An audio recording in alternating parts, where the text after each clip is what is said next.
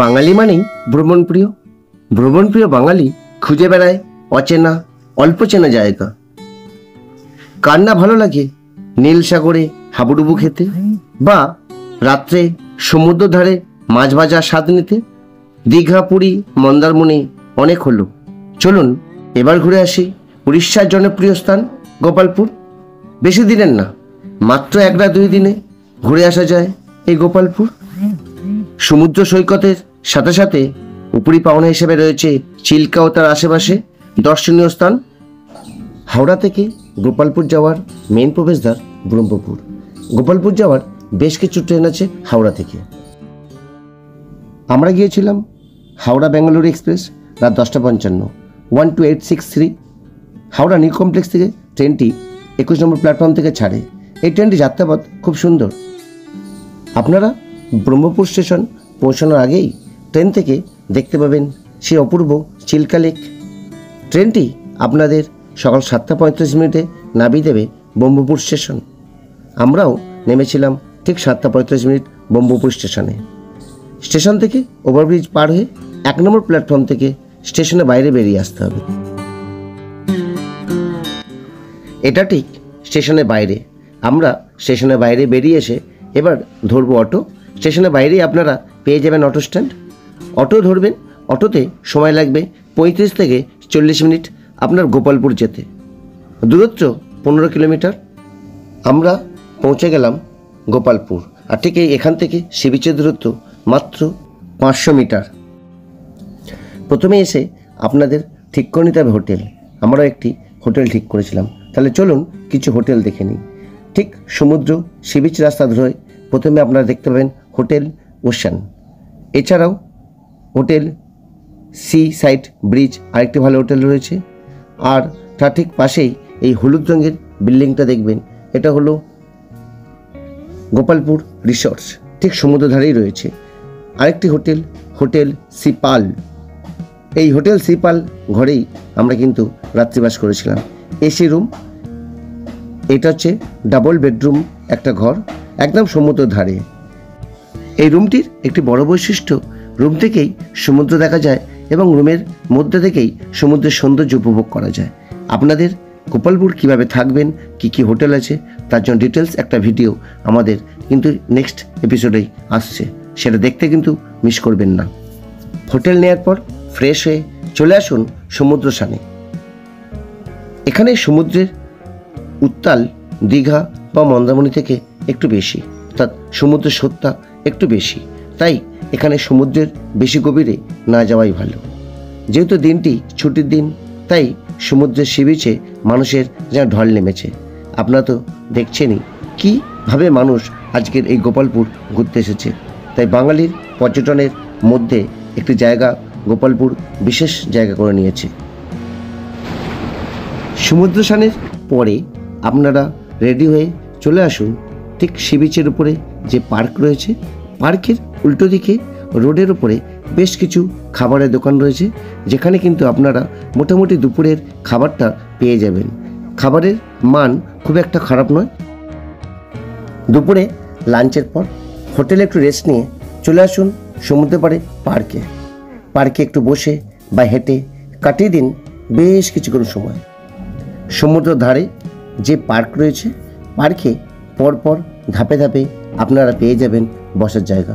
সুন্দর করে বসার জায়গা করা রয়েছে এবং সমুদ্র পাড়ে এটাই হলো গোপালপুর সি বিচের ধারে বসে সময় কাটানোর একটা জায়গা। এছাড়াও আপনারা সমুদ্র ধারে বেশ কিছু দোকান পেয়ে যাবেন। যদি আপনারা চেয়ার নিয়ে বসতে চান তাহলে চেয়ারের জন্য ভাড়া পড়বে জনপ্রতি বা ঘন্টা প্রতি 20 টাকা। আর যদি কিছু দোকান থেকে কেনেন তাহলে কিন্তু আপনাদের কোনো রকম খরচ পড়বে না চেয়ারে বসার জন্য। এখানে সমুদ্র পাড়ে বাচ্চাদের বেশ কিছু অ্যাক্টিভিটি রয়েছে, যেমন উটে চাপা, ঘোড়ায় চাপা ইত্যাদি। আনন্দের একদম আয়োজনের শেষ নেই। সমুদ্র পাড়ে চাপতে পারেন উট বা ঘোড়া। আর সমুদ্র পাশে আছে প্রচুর দোকান, খুব সুন্দর লাগবে। উত্তাল সমুদ্রের ধারে বসে সমুদ্রের সৌন্দর্য উপভোগ করা এক অসাধারণ অভিজ্ঞতা, যা ভাষায় বর্ণনা করা যায় না। সমুদ্র ধার বরাবর একটু হেঁটে আসুন, বিজু অ্যাডভেঞ্চার পার্ক পাবেন। এখানে জনপ্রতি টিকিট 10 টাকা। এই পার্কের ভিতরে বেশ কিছু মজার রাইডিং আছে, আপনারা কিন্তু এলে এই মজার রাইডিংগুলোও নিতে পারেন। অর্থাৎ একটা অ্যাডভেঞ্চার রয়েছে, যে অ্যাডভেঞ্চার কিন্তু আপনারা উপভোগ করতে পারেন। রাত্রে গোপালপুর সি বিচ সেজে ওঠে নিজের মতো করে। এখানে সমুদ্র ধারে বসে আপনারা ঘন্টার পর ঘন্টা সময় কাটিয়ে দিতে পারেন। তার উপভোগ্য আনন্দ ভাষায় বর্ণনা করা যায় না। বিভিন্ন বাচ্চাদের খেলার দোকানও পাবেন এখানে, যেগুলো আপনারা বাড়ির বাচ্চাদের জন্য কিনে নিয়ে যেতে পারবেন, কারণ সি বিচের ধারে বেশ কিছু দোকানপাট রয়েছে। এছাড়াও মাছ ভাজা খেয়েও আপনারা সমুদ্র পাড়ে বসে তার অভিজ্ঞতা, একটা রোমাঞ্চকর অভিজ্ঞতা অর্জন করতে পারেন।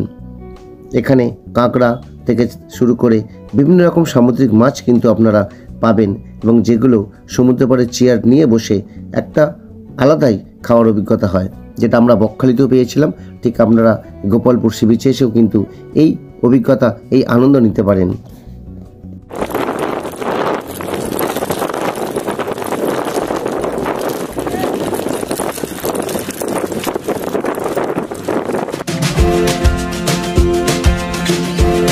সি বিচ ঘুরে লাইট হাউসের আলো দেখে আপনারা রাত্রির 9টার মধ্যে কিন্তু ডিনারটা সেরে নেবেন, কারণ এখানে সমস্ত দোকানপাট রাত 10টার মধ্যে বন্ধ হয়ে যায়। হোটেল সিপালের ঠিক সামনে কৃষ্ণা রেস্টুরেন্ট রয়েছে, এখান থেকে কিন্তু আপনারা খাবারটা খেয়ে নিতে পারেন।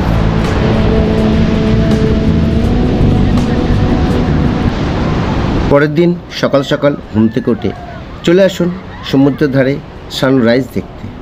সমুদ্রের ওপার থেকে, জলের ভেতর থেকে সূর্য উঠে আসার যে অপূর্ব দৃশ্য, তা অবশ্যই কিন্তু আপনারা মন প্রাণ ভরে বা ক্যামেরাবন্দি করতে ভুলবেন না।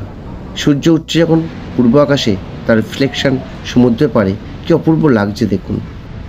সমুদ্রের নরম ভেজা বালির ওপর দিয়ে সকালবেলা সূর্যের রোদ মাখতে মাখতে হাঁটাও একটা চমৎকার লাগবে।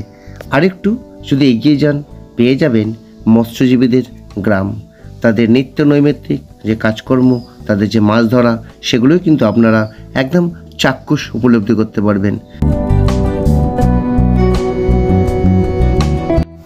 এই জায়গাটাই মৎস্যজীবীদের দেখতে পাবেন। এখান থেকে তারা মাছ ধরার সমস্ত প্রস্তুতি শুরু করে, আর এটাই হলো আপনার ঠিক সমুদ্র পাড়ে মৎস্যজীবীদের গ্রাম। এখানেই আপনারা সমুদ্র পার বরাবর হাঁটতে থাকলে মৎস্যজীবীদের বিভিন্ন কাজকর্ম প্রতিদিনের সেগুলো দেখতে পাবেন। সাইট সিন ঘোরার জন্য একটি গাড়ি নিয়ে নেবেন।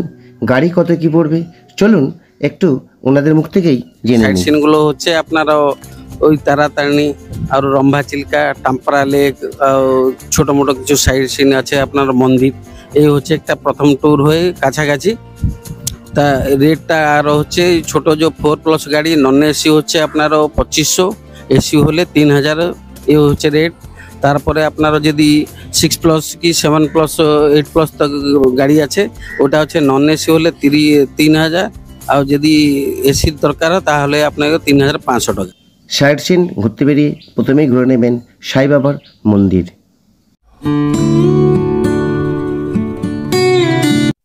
সাই মন্দির দেখে আমরা এগিয়ে চললাম তারাতারিণী মন্দির দেখার উদ্দেশ্যে। এইভাবে আপনারা একটি গাড়ি নিয়ে সারাদিনের জন্য বেরিয়ে পড়বেন। আপনাদের তারাতারিণী মন্দির যেতে রোপওয়ের সাহায্য নিতে হবে। রোপওয়ের টিকিট মাত্র 65 টাকা। তাহলে চলুন। আমরা এসে পৌঁছে গেলাম তারাতারিণী মন্দিরে। আগে যা ছিল এখন তার থেকে আরও বড় করা হচ্ছে। সামনে দেখতে পাচ্ছেন মনস্কামনা বৃক্ষ। সামনে এই দিক দিয়ে উঠতে হয়। এই হলো মা তারাতারিণী টেম্পেল। এইটা হচ্ছে তার প্রবেশদ্বার। তারাতারিণী মন্দির আদি শক্তিপীঠ।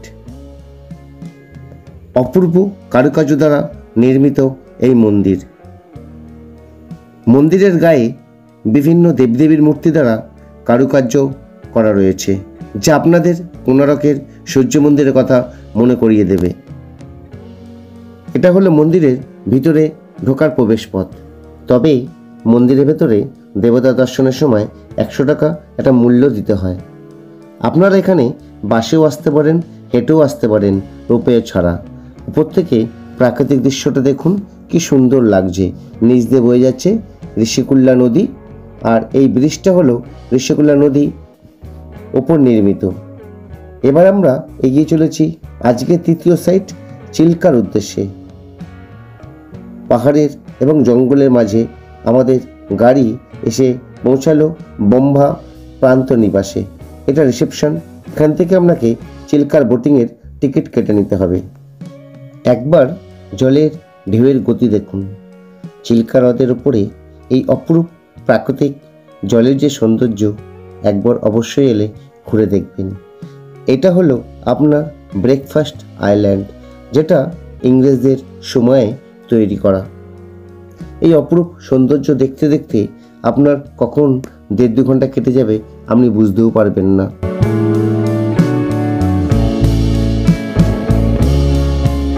জলের মাঝে পাহাড় এবং জঙ্গল বিভিন্ন পাথর দ্বারা নির্মিত, কি অপরূপ লাগছে দেখুন। এর ভেতরে একটি গুহা আছে।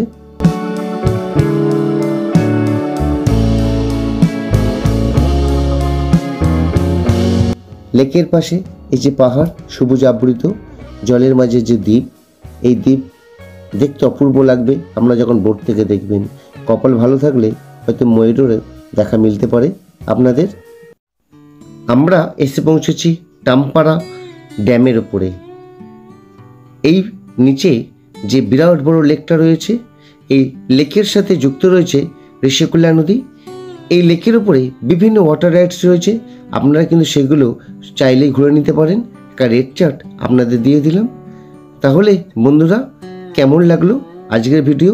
আশা করি যতটা সম্ভব ইনফরমেশন তোমাদের দেওয়ার চেষ্টা করেছি। যারা নতুন বন্ধু তারা অবশ্যই চ্যানেলটা সাবস্ক্রাইব করে নিয়েছো। পুরনো বন্ধুদের তো আর নিশ্চয়ই বলার দরকার নেই, একটা বড় করে লাইক, একটা কমেন্ট পেতেই পারি। সকল শুভ্র ট্যুর গাইডের শ্রোতাদের ধন্যবাদ এতক্ষণ আমার সঙ্গে ভিডিওতে থাকার জন্য। তাহলে বিদায়, সুস্থ থাকো, দেখতে থাকো শুভ্র ট্যুর গাইড। দেখা হবে পরের এপিসোডে। গোপালপুর থাকার যে বিভিন্ন হোটেলগুলো বা গোপালপুরে এসে কিভাবে কোথায় থাকবেন, কি ভালো হোটেল রয়েছে তার নিয়ে একটি নতুন ভিডিও আবার আপনাদের কাছে হাজির হচ্ছি।